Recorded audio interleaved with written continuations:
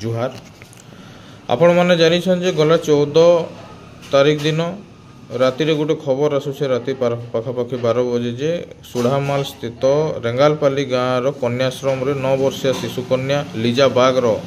अकार्य मृत्युवरण होइछे। सेटा कुलाबिरा doctor declare करथिले। तो आमे जेते बेले से परिवार संगे भेट करूँ कुलाबिरा थाना आईसी संगे भेट करूँ आउ से परिप्रेक्षी झारसुगुड़ा जिला एसपी संगे भी आम जिते बेले साक्षात कलु से जना पड़ा जे सीधा सीधा स्कूल प्रशासन बा स्कूल कर्तृपक्षर अवहेला लगी आज का गोटे शिशु कन्या तार माँ बापा हरईछन गोटे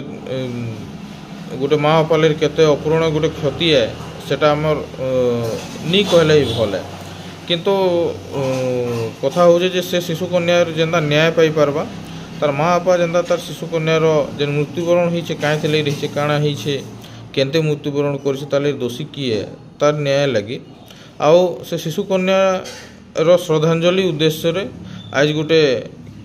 मोमबत्ती कैंडल रो गोटे प्रतिवाद सभा रखाई आम पूर्णा बस स्टैंड गांधी छक पाखे समस्ते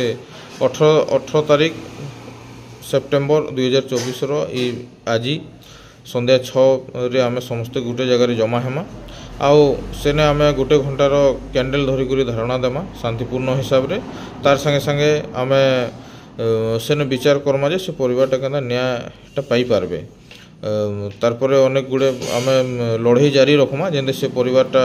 न्याय पाई पारबे। तो समस्त के अनुरोध फिर थोड़े मुझे करुचे जे झारसुगुड़ा पूर्णा बस स्टैंड गांधी छक ने संध्या 6 बजे समस्ते जमा हेमा आउ से शिशु कन्या लीजा बाग